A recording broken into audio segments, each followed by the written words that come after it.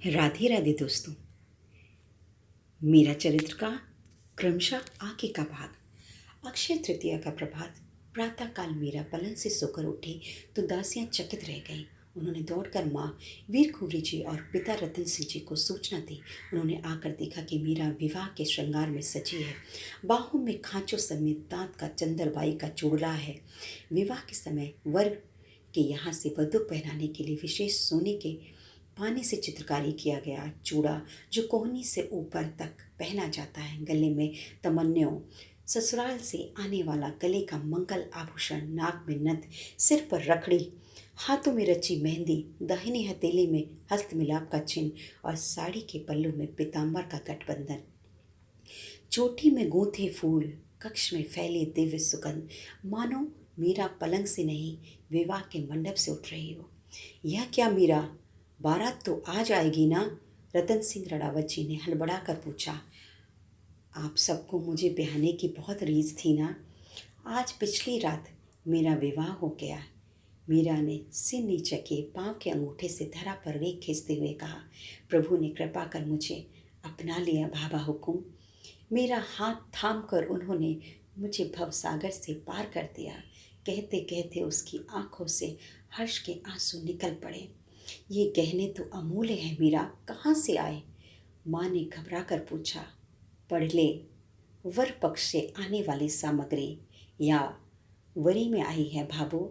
बहुत सी पोशाक के श्रृंगार, मेवा और सामग्री भी है। वे सब इधर रखे हैं, आप देखकर संभाल ले भाभो। मीरा ने लजाते हुए धीरे धीरे कहा।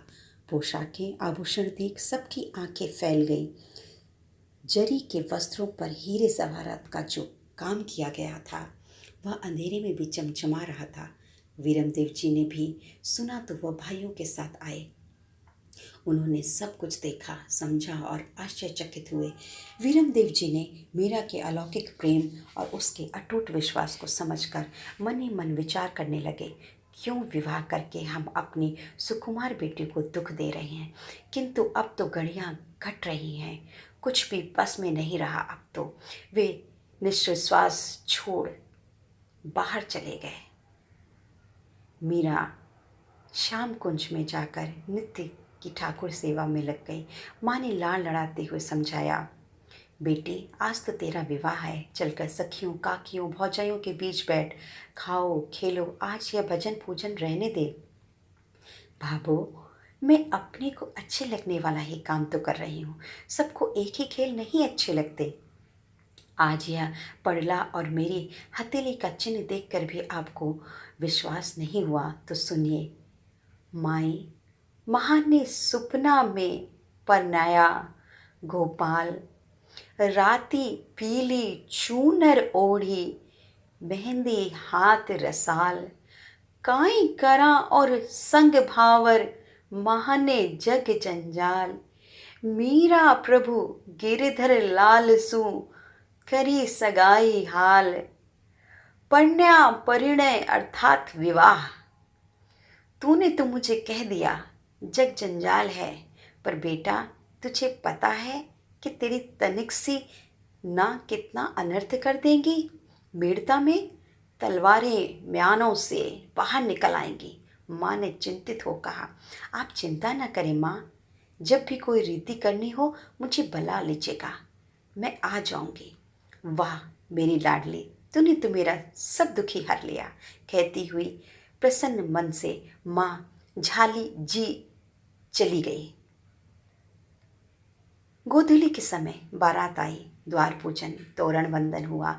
चित्तौड़ से पधारे विशेष अतिथि और मिड़ताधीश बाहों में भरकर एक दूसरे से मिले और जनवासे में विराजे नजर न्यौछावर हुई। जब चित्तौड़ से आया मीरा के लिए पड़ला रनिवास पहुंचा तो सब चकित देखते से रह गए। वस्त्रों के रंग, आभूषणों की कढ़ाई और गिनती ठीक उतनी की उतनी, वैसी की वैसी जैसा सबने मीरा के कक्ष में सुबह देखा था। बस मूल्य और काम में ही दोनों में अंतर दिखाई दे रहा था। जब मीरा को वस्त्राभूषण धारण करने का समय आया तो उसने कहा, सब वैसा का वैसा ही तो है बाबा हुकुम, जो पहने हो वही रहने दीजिए ना। चित्तौड़ से आई हुई पड़ेले की सामग्री मीरा के दहेज में मिला दी गई। मंडप में अपने और भोजराज के बीच मीरा ने ठाकुर जी को ओढ़नी से निकाल विराजमान कर दिया। ठौर कम पड़ी तो भोजराज थोड़ा परे सरक गए। भावर के समय बाएं हाथ से गिरधर लाल को साथ ही मीरा ने पकड़े रखा। स्त्रियां अपनी ही धुन में गीत गाते आनंद मनाते हुए बारंबार जोड़ी की सराहना करने लगी। जैसे सुशील सुंदर अपनी बेटी है, वैसा ही बल बुद्धि और रूप गुण की सीमा बेंद है। दूसरी ने कहा, ऐसा जमाई मिलना सौभाग्य की बात है।